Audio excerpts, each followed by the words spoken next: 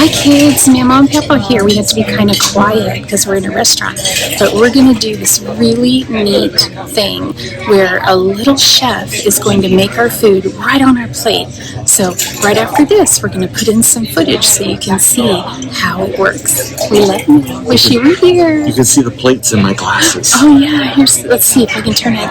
I'll show you video later. We love you. Bye. Before we start, let me give you a couple of tips in order to get the best experience. Please, remove your personal items from the tabletop so that Le Petit Chef does not trip as he likes running around. Place your napkins in your lap and make sure your plate is perfectly aligned with the magical circle of light. Please silence your phone so as not to disturb the other guests. And now, without further ado, allow me to introduce to you, all the way from France, measuring 6 centimeters, the world's smallest chef, Le Petit Chef. Bonjour.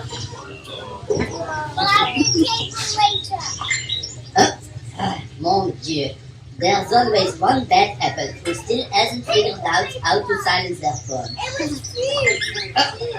Encore une fois. Oh, oops, c'est moi.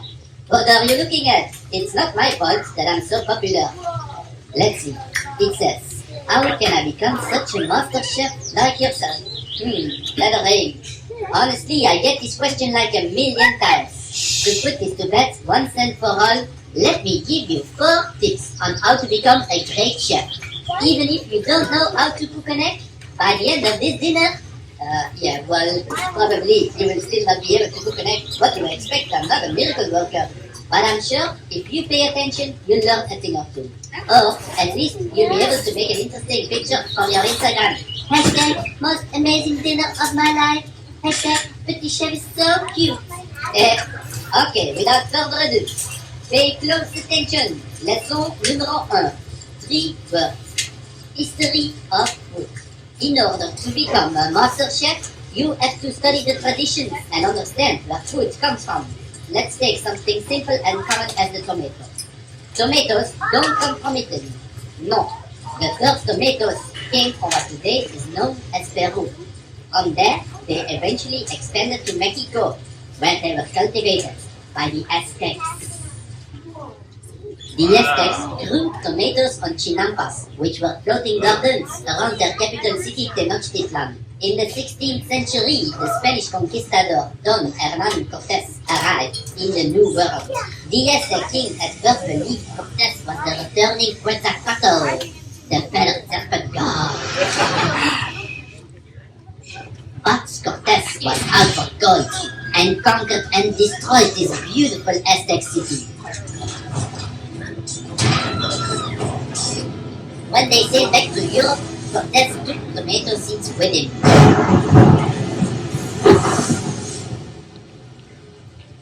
There, the tomato was introduced to the European aristocracy. But they got sick from eating tomatoes and even dropped dead. So, they started calling it the poison apple. It's like a fairy tale from Snow White, right? Turns out it was because the rich were eating of silvery filter plates, and the tomatoes, which are high in acidity, dissolved part of the lead from the plate, and so when they ate tomatoes, they got lead poisoning. Finally, in the 19th century, an Italian chef created a pizza to celebrate the visit of Queen Margherita to Naples. He made a pizza with 3 ingredients that represented the colors of the new Italian flag. Red, the tomato sauce. White, the mozzarella cheese. And green, the basic topping. And so the pizza margherita was born, which was so successful that the tomato became a popular ingredient in many different dishes. So please enjoy this ingredient which made such beautiful travels over different continents. On a side note, we, the French, were convinced that tomatoes had powerful romantic qualities, and so we called them pomme d'amour, love apples. So, if you fall deeply in love this evening, don't forget to invite me to your wedding. Bon appetit! our next lesson, the art of plating. They say a great chef needs to be like an artist, and they are right, because you eat first with your eyes. I try to learn as much as possible from the great artists this world has known and study how they use composition, colors, and texture to evoke emotion. I consider the plate as if it is a blank canvas. I usually start with sketching my ideas. I even think it's important to think about the color of the table itself. 1, 2, 3.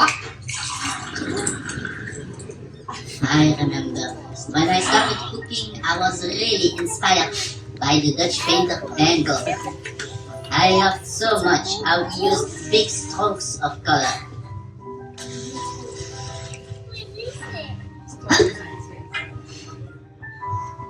Delicious.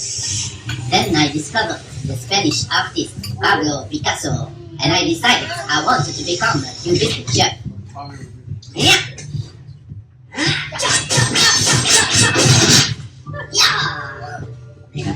Oh, I loved so much to be precise and exact that I took it to the next level and only made perfect geometrical food inspired by the Dutch painter Mondrian.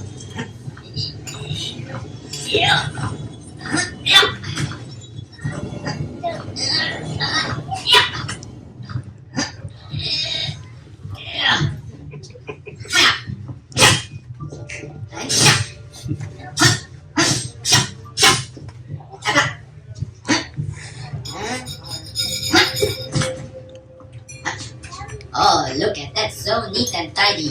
My mother would be proud. But after some time I got so bored of all this rigid perfection and I wanted to let go of all control like the action painter James Apollo.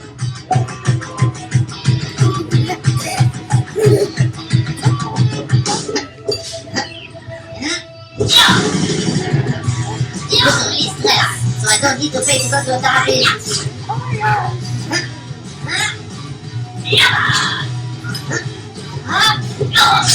Oops. Although it was so much fun to play by this like this, I got tired of cleaning up all this mess every evening, and it was costing me a fortune to play. Next, I discovered minimalism.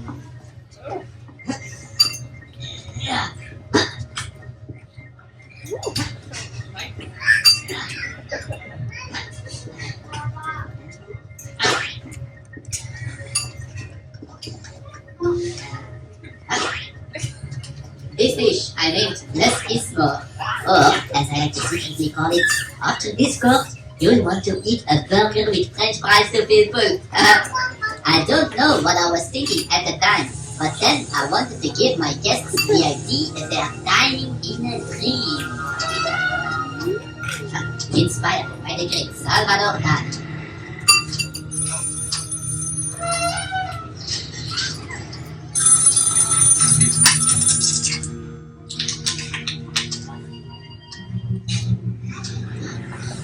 Then I went through a metaphysical phase and started to be all philosophical and asked myself, what is a dinner? Inspired by the Belgian painter René Magritte. After this, I had the idea to serve all my courses in soup cans. Not 1, not 2, not 3, but 9 courses of soup. Soup as amuse bouche, soup as appetizer, soup as main course, soup as dessert. Inspired by the American pop artist Andy Warhol. Then I went ahead and wrapped the whole plate and table in fabric like the famous artist Tricot.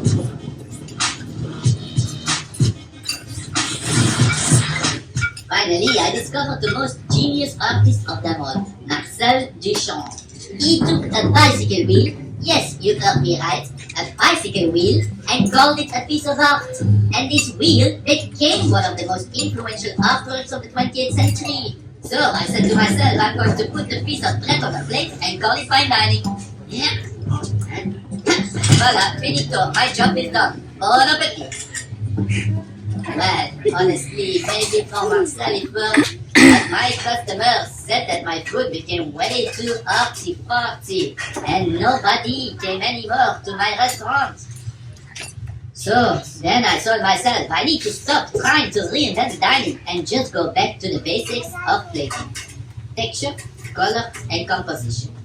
Let me present to you tonight's dish, inspired by the great Russian painter Vasily Kandinsky.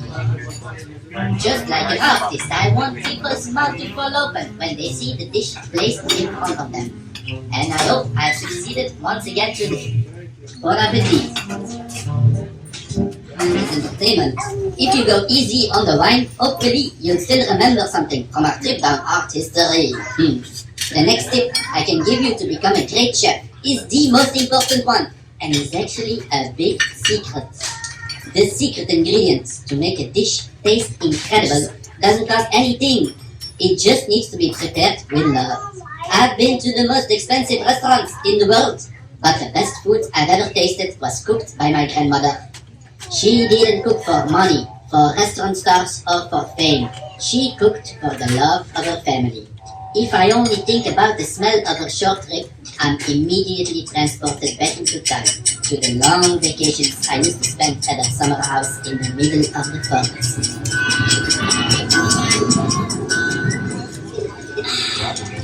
Little bit of spice.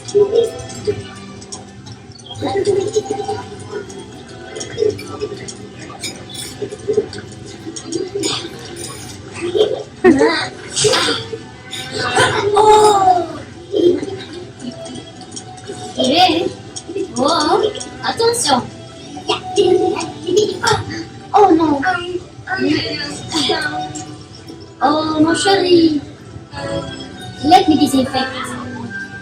If it hurts so much, I think you will need to go rest in your bed. Oh no!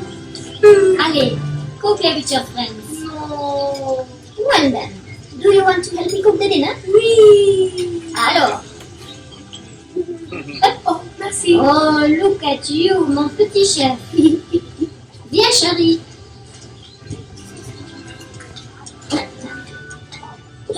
Un, deux, trois.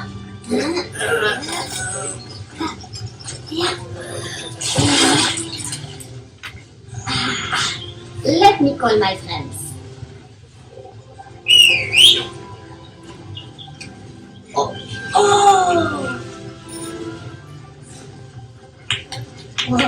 Oh, fantastique. Bien, petit chef. Okay, ready? Yes.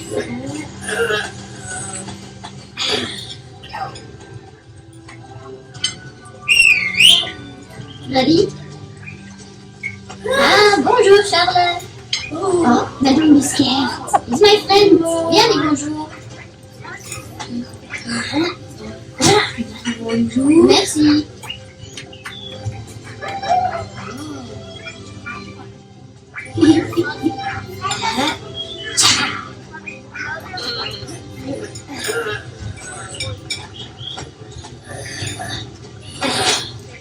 Go get some mushrooms. Voilà. Délicieux. Oh, non. Those are not for eating. They are for jumping. Oh! That's so great. Oh.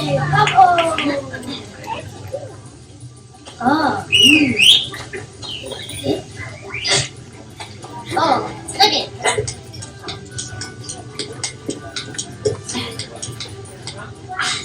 Voilà. Good.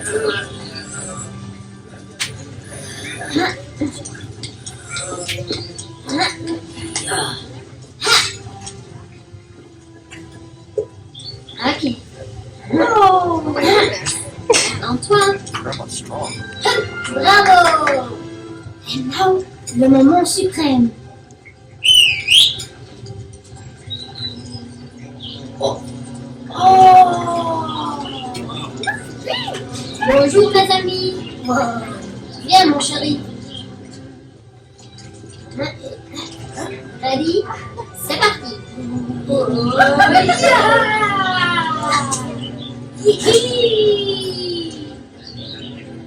Un, deux, Oh, yeah.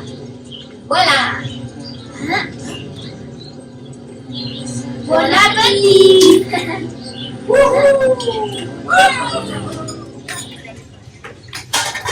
I used when I was still little. To tell you the truth, I'm actually a bit nervous for the next lesson. Okay, here goes nothing. At the end of the day, you can't be a great chef without having mastered all the different cooking skills. A great chef is first a great technician, just like a jeweler or a surgeon. You learn it through endless repetition. Temperature, chemistry, acidity, roasting, braising, steaming, blanching, broiling. I feel a melody coming up. Ready? C'est parti! Become a chef, become a chef, become a world-renowned chef. As a chef, you need to come up with new dishes.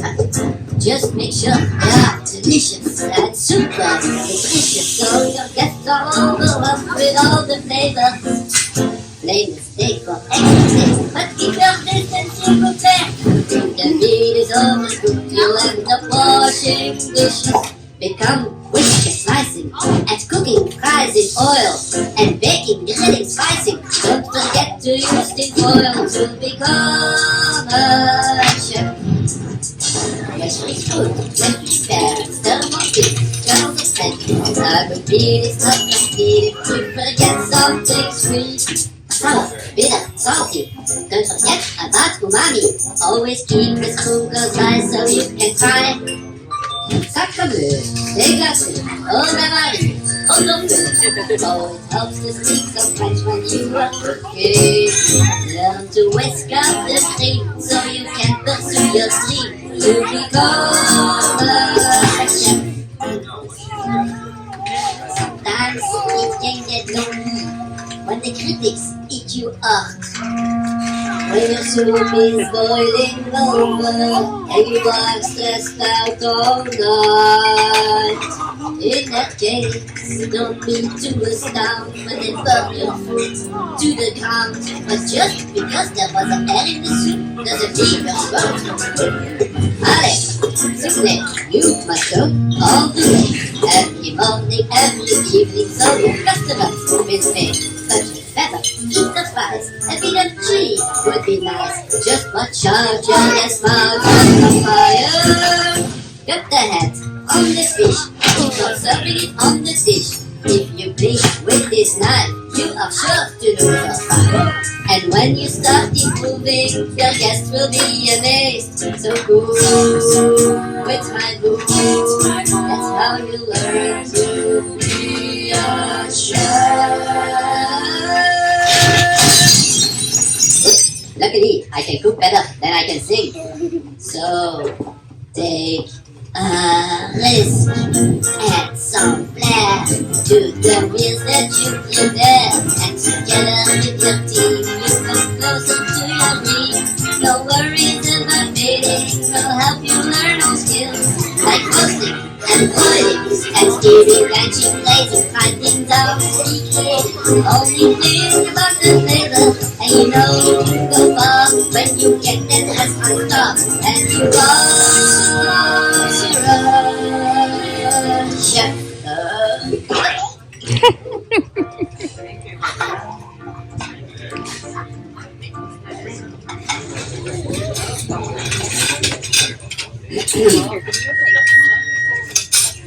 Chers mesdames et messieurs, after intensive deliberations, the jury has come to a conclusion. It is my honor to inform you that you have graduated from Petite Chef University with great distinction. Let me present to you your official degree. Going forward, you can now call yourself a super chef. As with any degree, it's just a piece of paper with no use whatsoever in the real world. But it does look nice, unframed and put on the wall of your office. Now, my pupils, go into the world and spread my wisdom and make me the most famous chef in the world by posting pictures and videos of this experience online. I hope you have enjoyed my dining show, but the time has come to bid you adieu. I hope you go home with your belly, your mind, and your heart filled, And I hope to see you again soon, my little master chef. Merci beaucoup, mes amis. Adieu et au revoir. Petit chef for president.